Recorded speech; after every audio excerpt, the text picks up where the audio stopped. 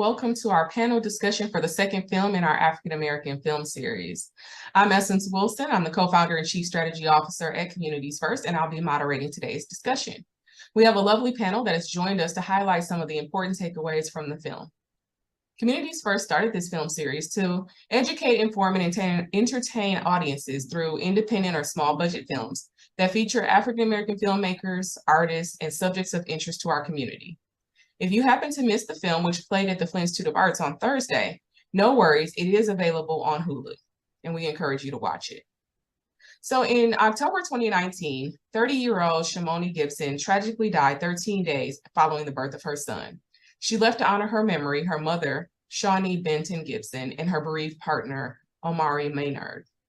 In April 2022, 26-year-old Amber Rose Isaac died due to an emergency C-section. Within weeks of Amber's death, Omari reached out to Amber's surviving partner, and a lifelong bond was formed. Together, they began to fight for justice for their partners and families and community side by side while caring for their children as newly single parents. So we want to put things in perspective for you as we talk about this film, Aftershock. A Black woman is 22% more likely to die from heart disease than a white woman. 71% more likely to perish from cervical cancer, but 243% more likely to die from pregnancy or childbirth-related causes. The film Aftershock is powerful and eye-opening, and the issues that it raises are relevant to all of us as we endeavor to build stronger communities. So to help us unpack this film, we have a fantastic panel of experts with us, and I would like to take a moment and have each of them introduce themselves and speak to their experience. So we will start with Shantae. Hi, I'm Shantae Terhune-Smith. I'm an IBCOC, a health educator. I'm the owner of YOLO, You Overcoming Lactation Obstacles, and I also run a grant-funded lactation clinic here in Genesee County. Awesome, and I'm sure many of those that are listening have heard your name. Now they see your face, but they definitely know of your work. Next, if we could have Toy introduce herself. Hey y'all, hey, I'm Toy. I am a birth doula. I'm also in training to get my lactation specialist. And I am a yoga teacher and I do prenatal yoga as well. So I'm all about everything birth. I've known Toy for many years and have seen her in many different arenas. She didn't mention it, but she's also an engineer. I just want to highlight that. She's doing the STEM thing. She's got yoga going on. And I've been a part of her classes. If you have not experienced the Toy experience, it's something special for sure. So Denise, if you could introduce yourself. Sure. Good evening, Denise Evans.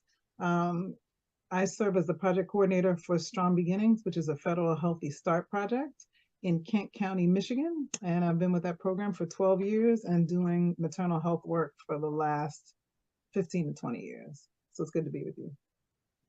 Yeah, Denise has come highly recommended for this panel. Her reputation precedes her, and we are glad to have you with us today, sharing your knowledge and expertise on the subject. Dr. Pyatt, please introduce yourself. Yes. I'm Dr. Pyatt. I am an obstetrician gynecologist here in the Genesee County area, just providing healthcare for all women. I've been around and for a long time, so yeah, I'm just here to help. So. Yeah. Very modest about his accomplishments and his contributions to our community. Everyone that I know who has had a baby delivered by him has said positive and great things. And in preparation for this, I went online and looked at his reviews, and all of his reviews that I found anyway were very positive. So that was encouraging, and I'm glad that he's with us today. So as we get started, just want to do some level setting and ask Dr. Pyatt if he could to just introduce us to some of the most commonly heard terms related to, the birthing process and pregnancy that people may not be familiar with. And sure, probably some of the most common terms you might look at would be prenatal care, which would be just care during your pregnancy, but also postnatal care or postpartum care, which is probably even more important post pregnancy. Okay, so that's usually going to be within the first year after delivery. Now, that prenatal care is obviously going to take care of the time during your pregnancy until delivery, but that postnatal care will be up to a year following that delivery. Okay. Yeah, thank you for that. And Shantae, you mentioned the term lactation. Can you define that for us? Human milk. Well, I guess it could be all animals, but in this case, we're talking about human milk. I love that. So, keeping it simple, making it easy. So prenatal care is the care during pregnancy. Postnatal care is up to a year following. And then lactation is just all about human milk. So it's, breastfeeding and all of the things that go along with that. So as we think about women and birthing people and this whole process, I want to talk about your role. So Toy, can you tell us what the role of a doula is? So a lot of times you'll hear a doula. So I'll tell you guys, what is a doula? So, right. So a doula is someone who provides education and amplification to the birthing person. So so there's two different types of doulas when you think about pregnancy. There's a birth doula, that's the role that I do. And there's also a postpartum, after baby's born, doula. So our birth doulas help during that pregnancy. Educating is like the biggest thing, and making sure that the birthing family, all the family, knows like what to expect, what's going on, making sure they're connected with the right medical staff, getting the education, doing all the things that you need to do to prepare for baby's arrival. Great. So that kind of gets us to the point of the baby being born. Dr. Faya, what is your role in that part of the process? So normally for me, I normally would see young ladies prenatally, meaning that, usually after about 8 to 12 weeks when we normally have an intake. So we follow that pregnancy all the way in time or until that time of delivery. So that's whether it's delivery via C-section or it's delivery via vaginal delivery. So that's, taking care of young ladies, making sure that there are no issues during that time. That's usually what I do. Okay. Yeah, and I think one of the things that was surprising for me was that the person that you may have seen for the last 9 or 10 months is not necessarily the person that will be delivering the baby. Yes, and yes, that can. Yes, that can be. Now, that's normally if you have a group of providers that provide prenatal care, then that can be the issue. Now, a lot of times here at Hurley, we're able to see our own patients and deliver our own patients, but it just, obviously life happens, so it just depends. And so after baby is here, many mothers want to at least attempt breastfeeding. So Shantae, can you tell us what that process looks like and what your role would be as a lactation consultant? Yeah, so usually afterwards, if everything goes well, skin to skin happens and you have that golden hour. Baby might want to eat as soon as baby comes out. I always say it doesn't have to be like the best breastfeeding session because it's a lot going on still. So just getting the baby latched and getting things going and getting them together, bonding is important. I'm usually more concerned about the second feeding and making sure that we get it right as far as positioning and latching, and just depending on what else is going on, blood sugars, just if it was a C-section, maybe helping mom with positioning, all of those things. Those are the things that I can be useful for. So the film talked a lot about, the disparities that exist for women of color. And want to check in with you, Denise, and if you could tell us about some of those disparities and kind of where your work has been able to resonate. Great, thank you. Yes, so in my role, part of the work that I do is any level of education with anybody who will touch the mother and the family as a whole, because we have a fatherhood component as well, which is not just for the biological father, but for the partner who is working with the pregnant and parenting mom. And so, or parenting person, right? And so if we talk about data, I know that When we talk about maternal infant health, we're talking about the health of the mother, the health of the baby as well, because infant mortality is a thing also. So we know that the data tells us that about 700 women die annually due to pregnancy or pregnancy-related complications, and upwards of 60% of those deaths are preventable. And that in and of itself is super disturbing. But at least 60% are preventable, and up to as high as 82% was one of the last things I heard from national data. But it's clear that there's a health disparity between white pregnant people and other populations. And so if we look at, for Michigan alone, the data from 2011 to about 2018, because we have a lot of rolling averages, 102 women in Michigan died as a result of pregnancy or its complications between that 7-year span. 11.3 deaths per 100,000 live births. And if we look at the data from 2014 to 2018, Black women are almost 3 times more likely to die from pregnancy-related causes than white women. So we're talking about, for Black women, a little over 24 deaths per 100,000 live births, and for white women, it's only 8.5 deaths per, and there's no half, but 8 deaths per live birth. And so if you think about 700 women annually, you think about the fact that Black and American Indian and Alaska Native women are 2 to 3 times as likely to die. Black women have experienced the least amount of change in the disparities over time. So even though if you hear people talk about maternal mortality or infant mortality rates going down, they've gone down, but the disparity, the difference between the number of deaths culturally has remained pretty much the same. And so if you think about Black women as it relates to maternal mortality, we have the highest rates for 22 of the 25 severe morbidity indicators, which is horrible, right? And so if we think about that data as it relates to our families, and you mentioned earlier on, Essence, just the number of health disparities or health conditions that impact people of color disproportionately. I think just beginning there across the board, our rates are bad. Infant mortality, maternal morbidity rates are even worse. And it's a seminal indicator for a community's health. Wow. And you probably saw me do that multiple times as you were talking, just go, wow. I mean, it's absolutely, unbelievable and very concerning. And when you talked about that number of 700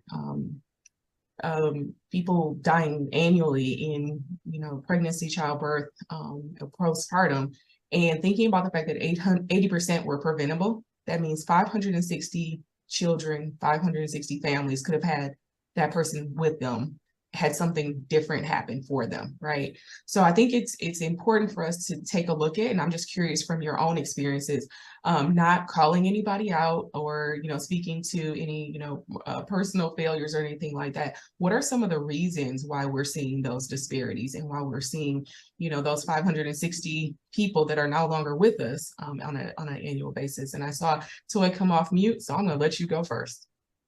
I think the movie really exposed a lot too, right? So you see the things we always hear, Black women aren't heard. We're not heard, we're not listened to. And I think that is something that is important in order to change this disparity. And that's another thing, and I think Denise touched this just a little bit, understanding that definition, going back to defining things. So disparity is just a huge difference. Like there's a dramatic difference between everything else and what we're talking about, right? So when we talk about the disparities, we're saying that this ain't normal. And so I think that the movie went through a lot of the things that you hear over and over again, right? Like the women not being heard, not getting the treatment that others may be getting when they have things that they're going on, being dismissed, not feeling, a fear of telling someone what's going on with them. A lot of the things come up, and I think Dr. Pai can tell you too, like sometimes you have to pry people to share experiences just because of learned experiences that they've had in the past where they don't want to verbalize what they're doing, or we dismiss certain things that are happening in our bodies and not sharing that or not feeling comfortable expressing that to our medical professionals. Yeah. I mean, I appreciate what you said, and it did come through loud and clear in the movie that, you know, we're just not being heard, right? And, you know, I think a piece of that is maybe education too. Sometimes we don't know that something is abnormal and we think it's a part of the process. Dr. Paya, what are your thoughts about why we're seeing some of these differences and these disparities? You know, I'll be honest. I would say that the biggest issue is probably being advocates of our patients, okay? Meaning that, you know, you coming to us and you talking to us, but also us listening to what your concerns are. So that's whether it's the patient or even the patient's partner or the patient's family member. But all those concerns have to be taken highly, you know? So when we see patients in the office, sometimes, you know, your blood pressure may be high. We send you over to the hospital to get checked out and make sure everything's okay. But other cases, maybe somebody doesn't come in. And I've had a number of patients that will say, hey, I don't want to come in just to be discharged, you know, but I think being evaluated is always going to be the key in those cases, you know. So for me, I think being an advocate, meaning again, for the patient's partner or the patient, just making sure your concerns are heard. So that'd be the most important part for me. Yeah, and I think, you know, what you just said about being an advocate for yourself and making sure that your partner and whatever family are also advocating in case you're not able to do so for yourself. And I think also recognizing that it's okay to need a second opinion. It's okay to ask another question, go to another hospital if you don't feel like you're getting the care that you need or that you're not being heard. And Denise, I saw you come off mute. Please share your thoughts. Thank you.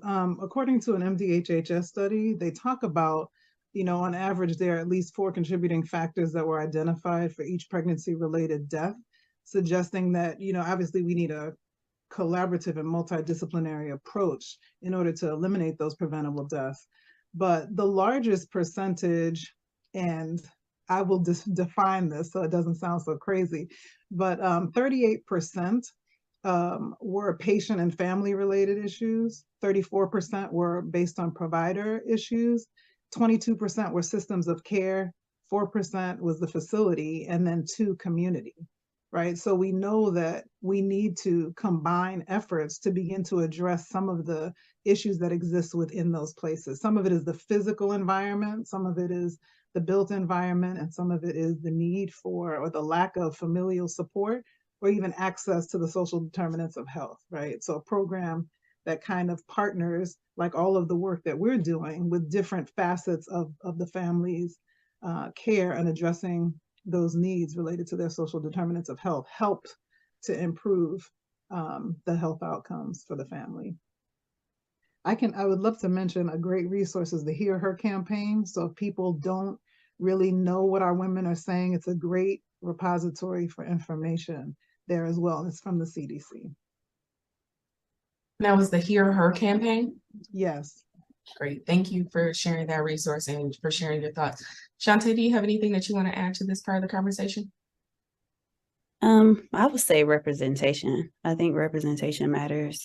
When people don't see themselves or feel like somebody can relate to them, I think that'll also cause people to not share what they're experiencing. And also, I think it contributes to bias in healthcare. When people aren't from within the community, it's just like with police officers, when they're not from the community and they come into other communities, and then how they see the people, how they might be afraid, they can't relate to the community. I still feel like that's the same even when in healthcare. And I believe it does impact certain situations. It impacts the policies that are in healthcare also, because they don't have the lived experience of the communities that they serve. Yeah, and I think, you know, thinking about that fact that representation matters, and then we all have, you know, implicit bias and, you know, certain things that we think unconsciously. And I think it was Dr. Neil Shaw in the film, and he said, he mentioned that he had to take the time to reflect on his own practice and think about how well-intended people can unintentionally act in racist ways. And I thought that was a really profound statement. And he even mentioned that there is an algorithm that incorporates race into making determinations about the likelihood of a successful vaginal delivery. And we see a correlation between that and the increased number of C-section, cesarean section births that African-American women have, right? So you create a tool to make a prediction, and then we see it kind of carried out. And of course, anytime there's major surgery, there are increased risks that come about, which again can lead to some of those disparities. So as you reflect on the film, what were some of the moments that you found to be most moving?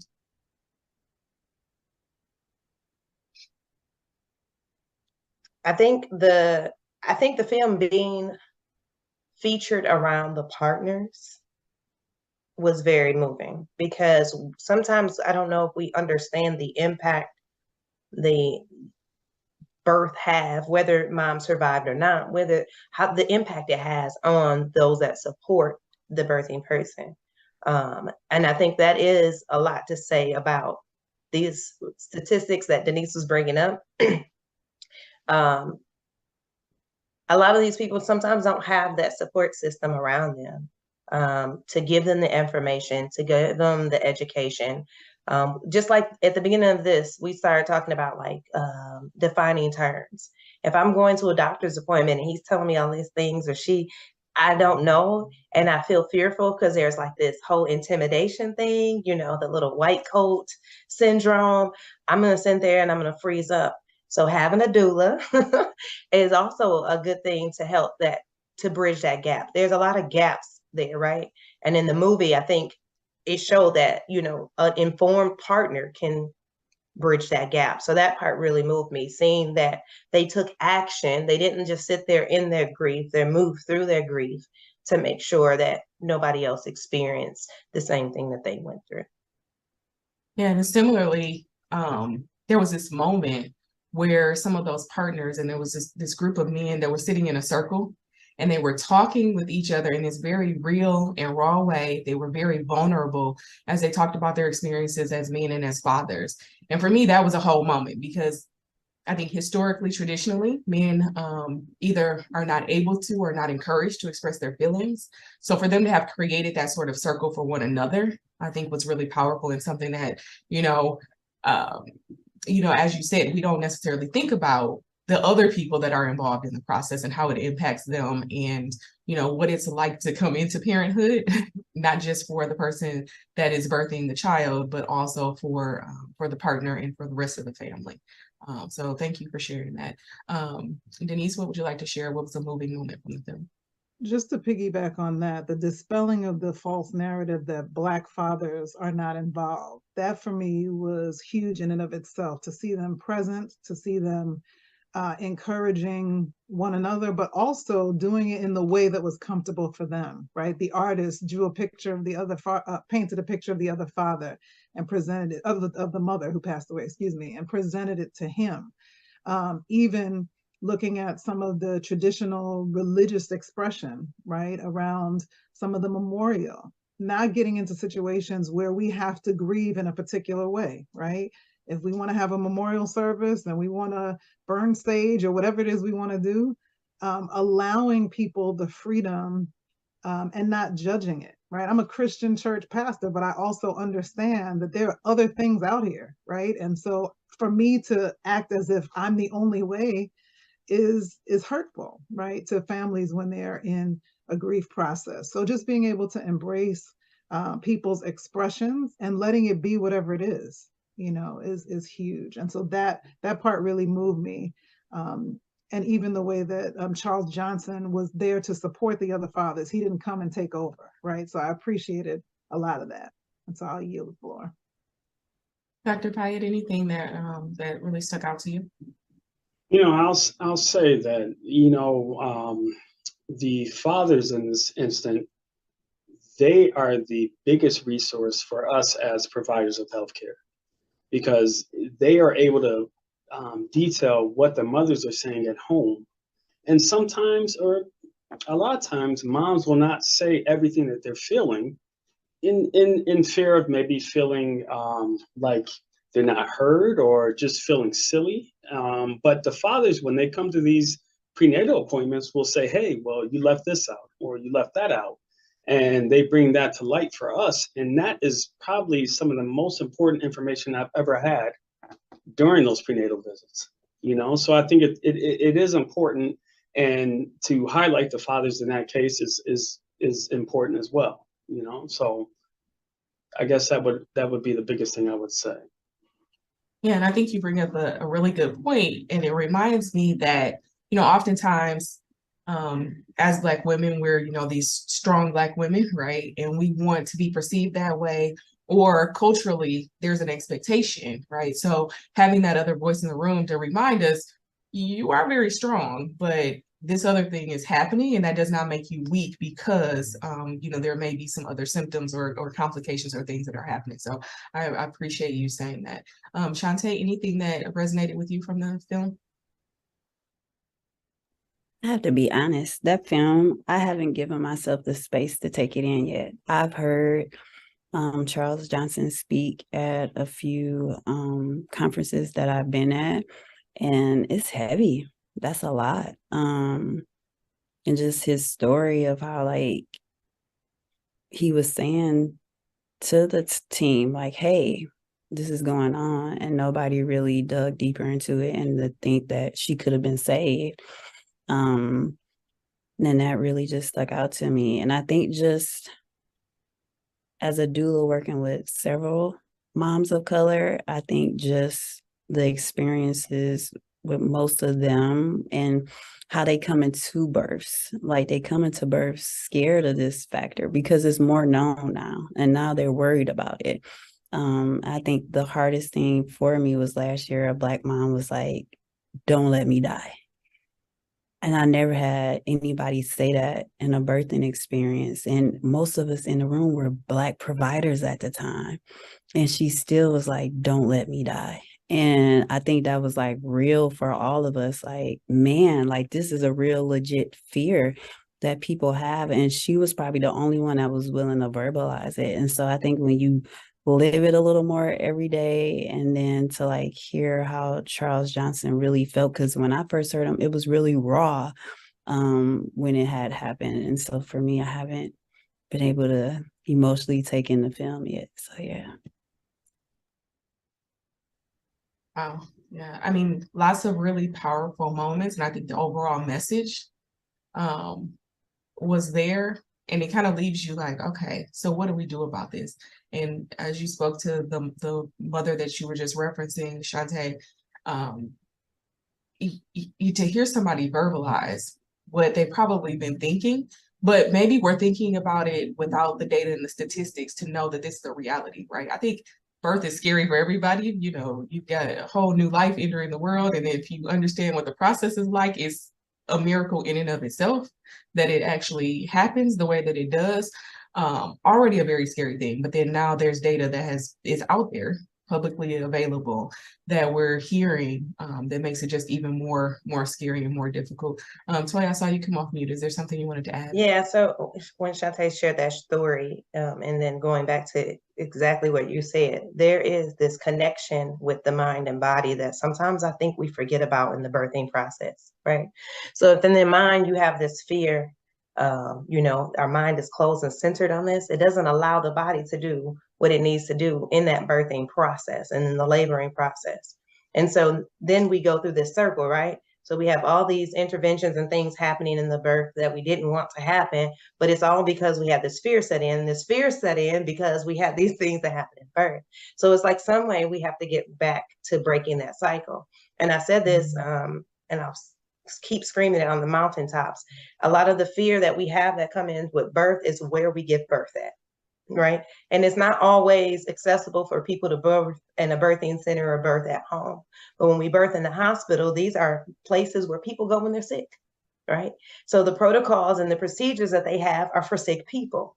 So then we go there to give birth. We're treated sometimes as sick people. So then that fear that we already have is just it grows, right? So I know earlier we were talking about what do we do? We know these numbers, we see the numbers, we know the statistics, but what do we do about it? Especially when you have people like Denise telling us, yeah, the overall rates are going down, but ours are not, they're still staying there. What is it? How do we relieve the fears? And I think that support through the fathers, through the partners, through the parents, the education, helping to make sure that moms know what to do, what to expect, what they can and cannot say, what they can and cannot do. And if they don't like something, going to ask someone else. I think that was some of the experiences I've had as a doula, is just simply hearing a mom say, oh, I didn't know I could ask someone else. Like my OB said no. Why did your OB say no? I don't know. My OB said no. Okay, why? Like just not knowing that they can ask those questions and get a clear understanding. Yeah. Denise, you would like to add something? Yeah, I concur 1000% with everything that was just said. And I want to add to that, even this whole idea of racial anxiety and stereotype threat, right? So there's all the other stuff going on. And then there's the fact that I, as a Black woman, show up in a facility and there's someone who is of a different culture than I am. And I'm trying to express myself through my cultural values and my lens. And there's a disconnect, right? And so that stress is the one thing we're trying to avoid in life overall, but especially during pregnancy and delivery. But there's another level of stress that's incurred just because I'm about to have this racial, this interracial interaction, right? People of color fearing that they're going to experience some sort of discrimination or hostile treatment or invalidation, which, we have valid reason to feel all of those things. And then there are white people and others who fear that their words or actions will be perceived as racist, right? So those culture clashes come into the room and it doesn't change in the delivery room, right? And then for our families, that idea of stereotype threat, right? If I ask a question and I misspeak, or I, say I ain't got no, or I say something in a way in my stress that is just the way that I talk, and you as the person being paid should be able to handle it and figure out what I'm talking about, right? Just that fear that there's going to be some negative stereotype that's triggered about me and my group identity just because of something that happens in that interaction, that, brings up a whole nother level of stress. And to Toy's point, one of the things that we advocate for, and I'm willing to die on this mountain, is that some of this work has to be tied to money, because that's what motivates people, right? So if you don't get a raise at the same rate as somebody else because you're not meeting the criteria as it relates to understanding some of these things, implicit bias now is tied to licensed personnel, right? Lara is requiring that people take implicit bias training, and there's certain things that we've added to make sure that they also have interactive sessions, as opposed to you just sit at a computer and click a button, but you need to actually interact with somebody who can say, no, that's inaccurate. And no, all people of a particular race, of a gender expression, or whatever the situation is, don't fall into this category. And the last point I'll bring up at this moment is that I think that what the film also stressed was, to Toya's point, that access to birthing spaces is expensive and it's not covered by insurance, right? So what are we going to do about it? We need more Shantays and programs like hers that have the funding to allow people to come regardless of their income.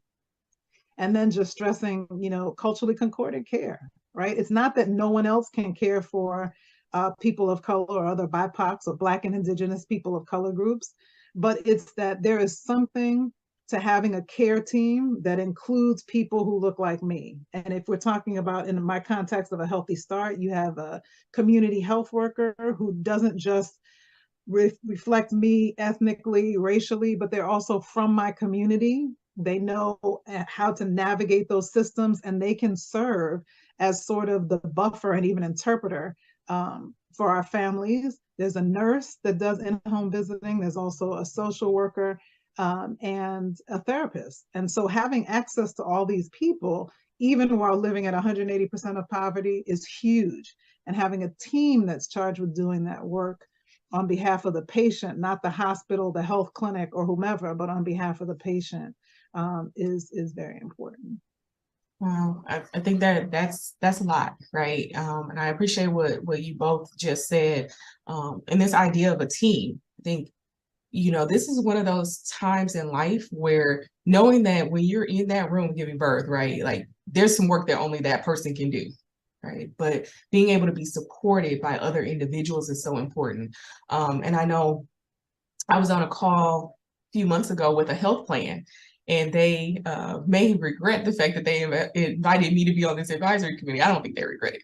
But one of the things that came up was, doulas and access to doulas. And one person on the call mentioned it in response to disparities that were in their community. And we all said absolutely wholeheartedly, are there reasons why a health plan could not cover those services? And they made a commitment to looking into that because, the doctor, the nurse can't be everything to every patient.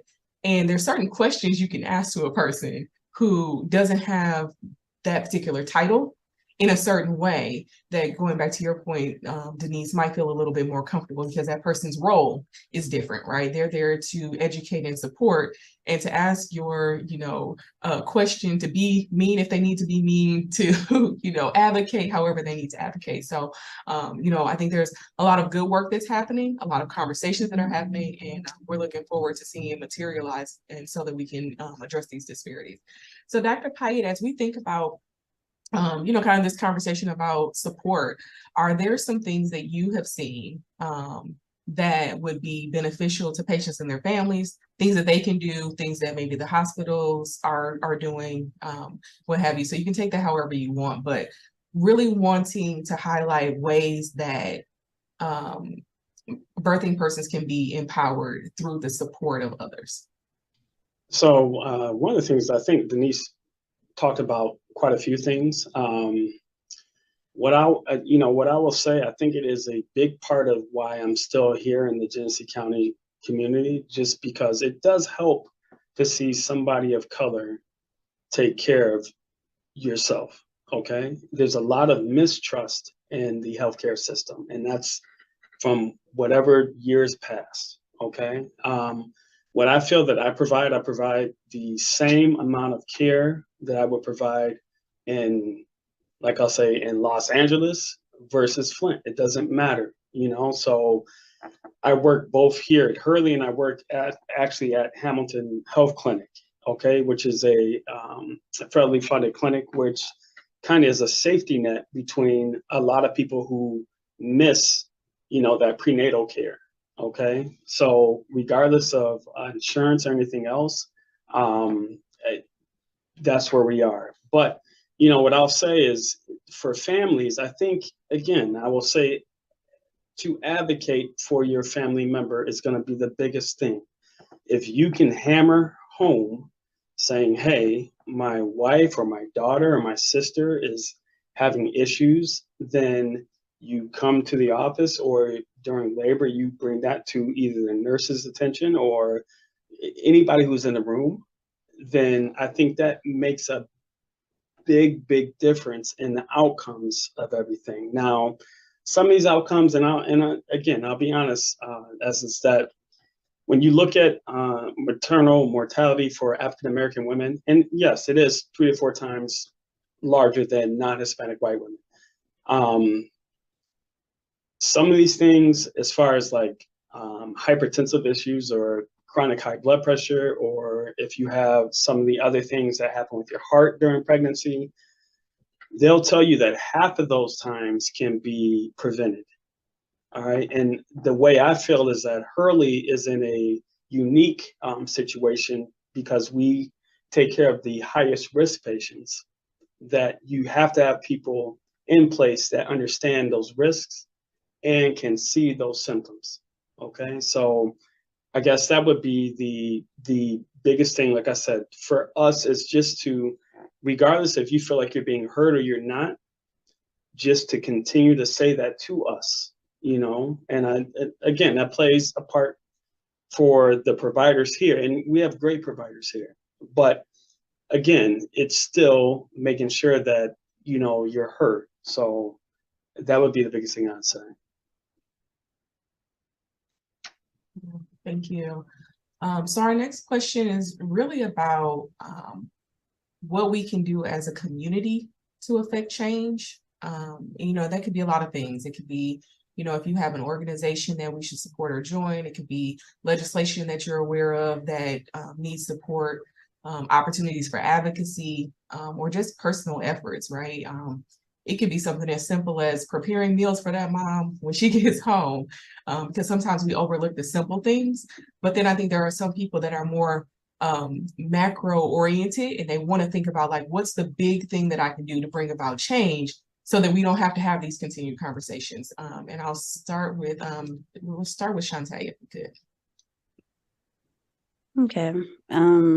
I think one of the things, and Toya tell you, like, I teach this in class, I'm always about like referring somebody to somebody who's trusted. So to me, that's like big in the community. Like, if I know families in the community trust me, I'm gonna tell you who I trust, as I've seen several providers.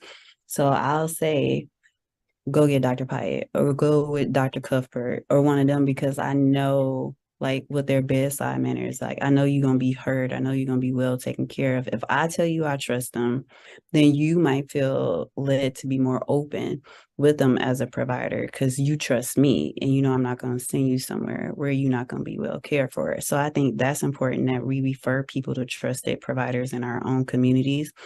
Also, as far as legislation, like the doula bill that came out for the Medicaid, Toy will tell you, like, so it came across us to like sign up for this doula letter and things like that, because you saying you want to pay us $600, and I'm doing prenatals, check-ins with my doula client. I'm coming to a birth. I could be at a birth. I've been at a birth for 2 days before, and you have to think people will have kids. You have to have childcare. You have to feed the people that's home and you're not there. You got to care for yourself. And so $600 when you don't know, I done had a birth in an hour. $600 might be all right, but what about that 2-day birth? So just knowing that if we're going to say doulas are important, to really make sure that we are advocating for them to be equitably paid, and what that looks like. And also to not require like licensure and all these other things that are barriers to women of color, when you know that they already want to get in the field, but then financially that's another barrier for them to be able to do the job, to care for families. And the other side is that doulas aren't the answer to everything for Black maternal health. We got to realize that that's the honest truth. And I do agree, and somebody mentioned it earlier, that I am a firm believer in education. The more you are prepared prenatally for just the care for yourself, what to expect with your baby, what to expect with breastfeeding. I can always tell the difference in a mom who took a breastfeeding class at the hospital after delivery and then a mom who didn't. You can tell the difference. And so that proves that education can really impact our prenatal and postpartum outcomes for families, and that includes the health of the baby also. So just us changing those little things, I think, can make even a bigger dent in where we're going with our rates. Thank you for that. And I know that many of the hospitals do offer those classes, but how well are those marketed, advertised, encouraged, and supported, right? I know someone who's in the class and they were one of 2 people in there, and I absolutely know that there were more than two people that needed to be in that class that were intending to give birth at that facility, right? So, you know, holding those providers accountable as well, because somebody is going to that class and teaching the one person, and they might be getting $600, right, to teach one person, but the class should be full. Toy, what are some things that you would suggest in terms of how people can be involved and affect change? So one of the things I charge families with, let's start with the families because they're part of the community, right?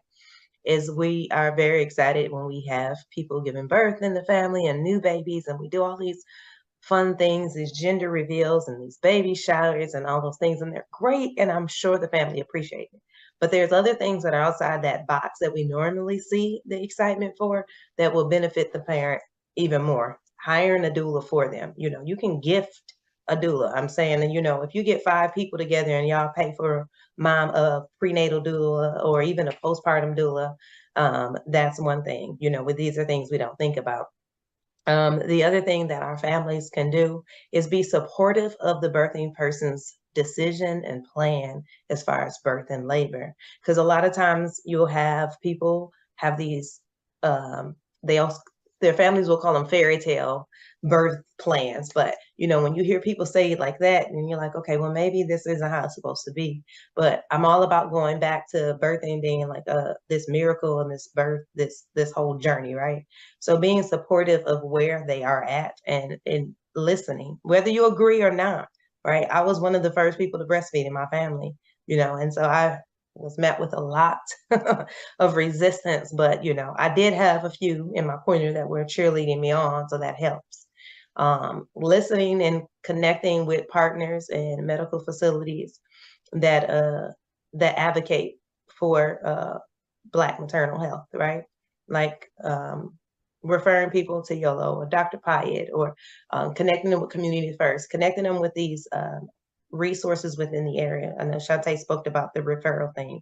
Doula isn't the answer to every question, but the one thing that I like about being a doula is that I'm able to connect people.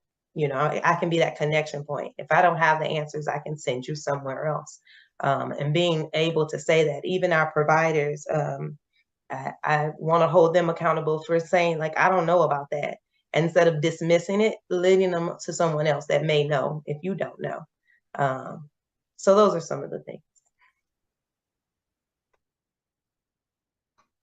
Denise, anything that you would like to add about what we can do or should be doing?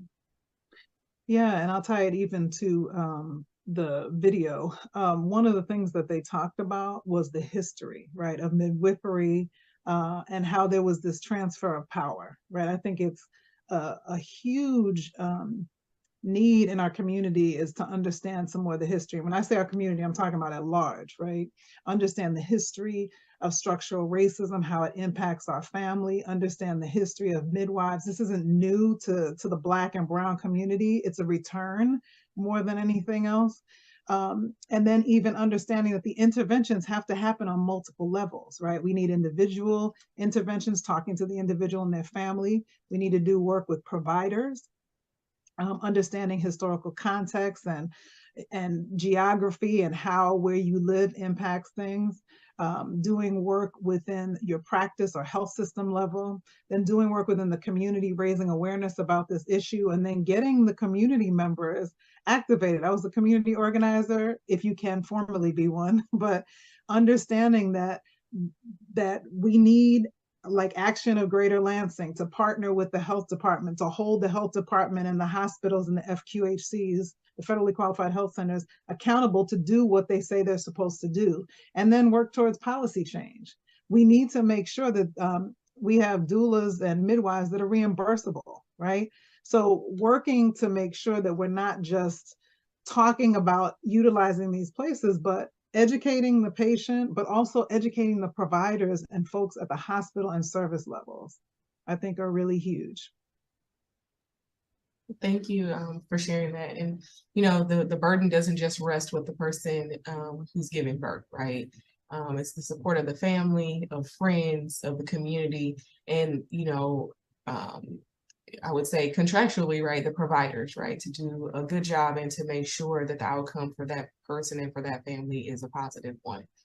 I'm really curious, Dr. Pyatt, you know, your journey in this field, I'm sure has been filled with challenges and opportunities and things of that nature.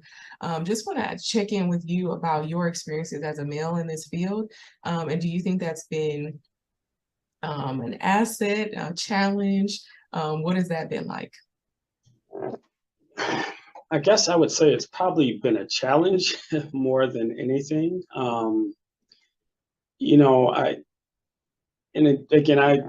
saw patients today, and when I see any young lady, I look at them the same. And I always tell them, hey, if you're my mother or my sister, I would say do the same thing. So if I can treat everybody the same way that way, then I know I'm doing right by them.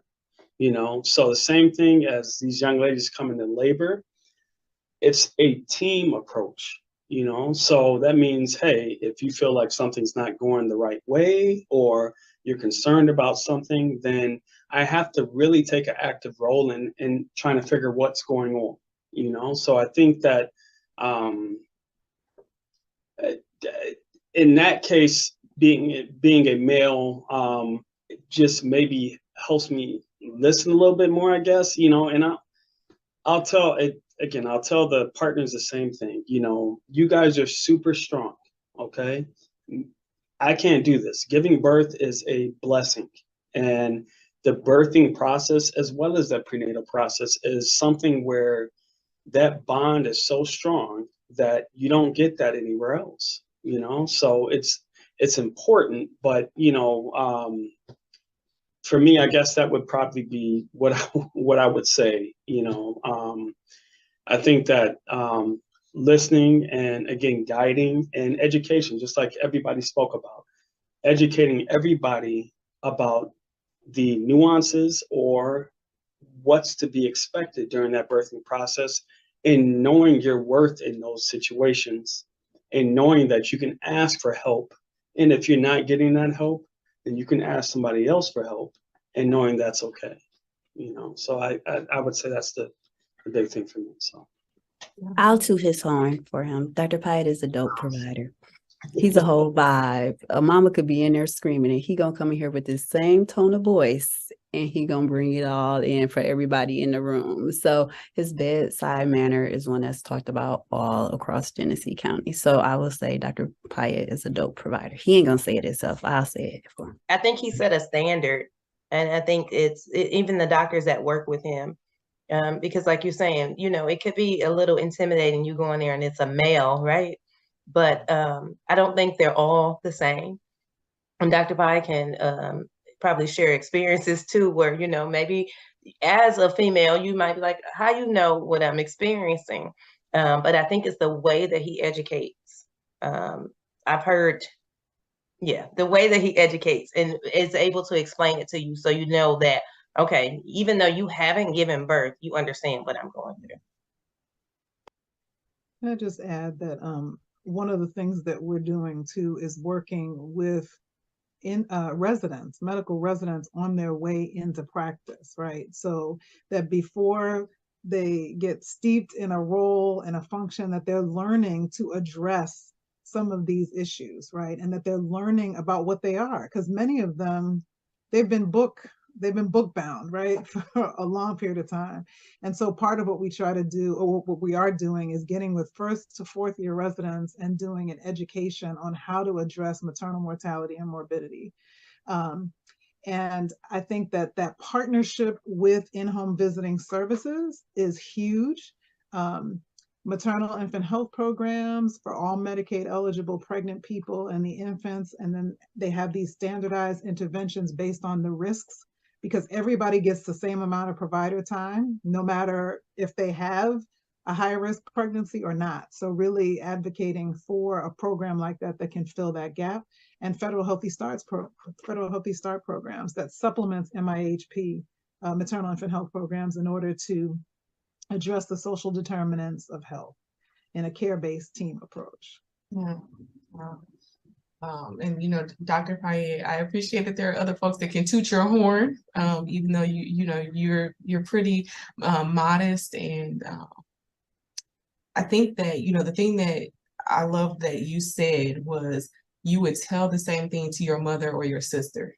And, you know, I'm sure you care about them deeply, right? So I think that, you know, when you're talking to someone who's in this process, that means a lot, right? To know and to have that confirmation that you would tell the same thing to a person who you love and you care about.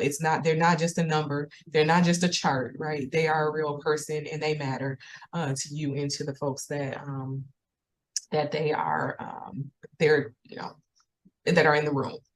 And so, you know, kind of as we start to conclude, this has been a heavy conversation, a necessary conversation. But as kind of our last question, trying to leave us on a high note. So if you could share a success story or your hopes for, the field that you're in, right? What does the future of this work look like? And I definitely want somebody to share a personal story because we love those, and those are always touching, but also bring this whole conversation to a reality that it translates into better outcomes for actual real people. So we'll start with Toy. I became a doula because I seen a need. It was something that I was already doing without a title, if that makes sense, right? And so actually going through formal training and learning things like that. I mean, I love my formal training, but then being in the field, it does. I'm sure it's like a doctor. Like, you can read all day and you can go through all these practical things, but then when you get in that delivery room, it's a whole different thing. And so going through my first few births at the hospital, I can see change. I can see change from when I had kids a while ago until now. And seeing the changes that come is like, okay, I can see the light is being shined through. I know we get down on our hospitals and we want policy changes, and we do. We still want those things, but being able to see firsthand that those things are changing, that the mother wasn't high risk and they just let her do what she needed to do, in her birthing process. It wasn't, nope, you got to lay in this bed, you got to do all these things, and allowing her to have that experience. It was her first baby, and so allowing her to have that experience and not be traumatic and be a medical process, and it actually was a birth. I think it shows me, it gives me hope that we are moving in the right direction. Denise, same question. What gives you hope for the field, or a success story that you've been a part of? Thank you. One, I did mention the work with the Affiliated Obstetrics and Gynecology Residence Network across the state. And so developing a 6-part series in conjunction with MSU, where we have candid conversations about disparities in maternal mortality and infant mortality and morbidity. We talk about structural racism, we talk about implicit bias, we talk about engaging in life-saving programs and helping them to think about team more broadly, right? Not just another doctor, but a community health worker, a nurse, the front desk receptionist, the doula, the midwife in the community. We have seen over the past 4 years greater levels of engagement with other service providers in that field. We started a Black Mothers Breastfeeding Group. Some of you might know Benita AG, but we have Hugs, which is helping us grow strong. And then there's one for our Latina moms that's called Café con Leche, right? Coffee with milk, right? And so doing things that don't necessarily align with what might normally be, we had a situation where our hospital kept asking, how come we can't get more women of color participating in their breastfeeding programs? And we're like, because you have people walk up and say, all you people have really big areolae. And then they're like, why would I be here? Yeah, it's happened several times, right? And so when we develop some care that's offered by people who look like them, who are well-trained and have a lot of experience in that area, we saw the rates go way up for engagement and longer breastfeeding times for the families. So things like that, and fighting for baby-friendly hospitals, right? So it's not just one, but it's the both and approach. Affect policy, affect hospital policy, change what we do in community to really reflect and hear what people are saying, right? We can develop programs all day long, but if it's not coming out of what the need is, it's irrelevant. So keeping our ear open to what our clients, what our patients are asking for, and then doing something about it, right? That's the key part. It's not just hearing it, but doing something about it. Shantae, same question. Since she mentioned the residents, she just made me think of the residents here too. Like, to me, the residents are the future. So I'm really sensitive to when I work with them and see like the trend of where we're moving at. So I get to birth with quite a few of the residents in the middle of the night. And the one I just had recently, like, he was the bomb. I had to tell him he was the bomb afterwards. Like, I was like, well, you better come on. Like, I knew we needed to get that baby out because like I'd be around here. So I know what's going on. And I knew we did. And we was looking at each other like, he looking like, you the doula. I'm about to do this. And when I tell you cheerleader, football player type status, I'm like, but we got that baby out and the baby was healthy and fine. But I knew we needed to get that baby out then. But I was like so proud of him, and like he was still kind of letting us do our thing without too many interventions, but he was like, but we need to come on and do our thing at the same time. And I really appreciated that. But I was like, this is where we move in. And I thought that was dope. Like, you are the future, and I'm with it. And even the pediatric residency program, the fact that breastfeeding is now an elective for them. And it's guys who are taking it as an elective. And I'm like, some of them could put together a mean breast pump. And I'm proud of that. Like, so just to see, like, we move in different. And I know, like, how Toy was saying, a lot of times we bash providers, but like, being that I see both sides of the tracks, I can, like, I know when to advocate and be like, y'all know y'all tripping. But at the same time, I can appreciate where they coming from and the work that they do that sometimes people don't always get to see. And so even like I tell moms, like, you can say a lot about your nurse, but you just don't know your baby stopped breathing in the nursery. And she just like, hey, your baby all right now, your baby's stable. And so like to witness stuff like that and to know you in your room chilling, taking a nap while the baby was in the nursery getting tests done, the things that happen. And so like I always tell them I appreciate them. And I know sometimes they feel like we give them a hard time, but I feel like we all in it together and we all know that we serve a common goal and we support each other at the end of the day. And Dr. Paya, we'll conclude with you. What is one of your success stories that you'd like to share, or your hopes and aspirations for the field? You know, I like to say overall, I think there's a shift into making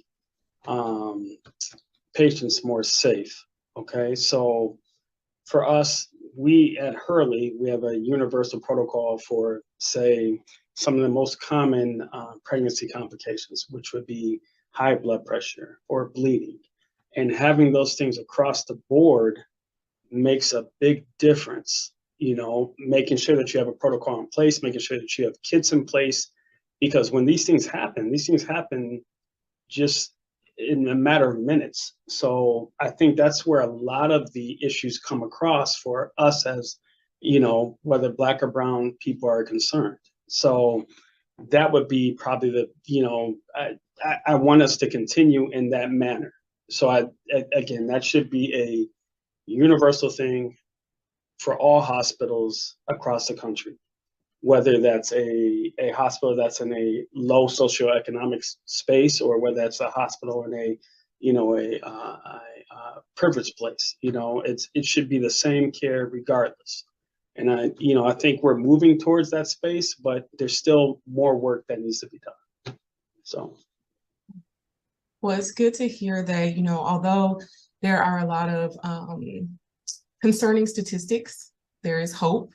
I think each of you gives us hope because you're doing the good work on a day-to-day basis. You are informed, you're aware, like you're on the cutting edge of all of the things that are happening, that need to happen, and you're champions for change. So we certainly appreciate each of you being with us and for your contributions to support you know, birthing persons and to support, you know, addressing those disparities. So thank you for all that you do on a day-to-day basis. If you don't feel loved and you don't feel thanked, I'm just giving it to you. Thank you, thank you. And I'm sure that those watching this will also thank you for all that you do.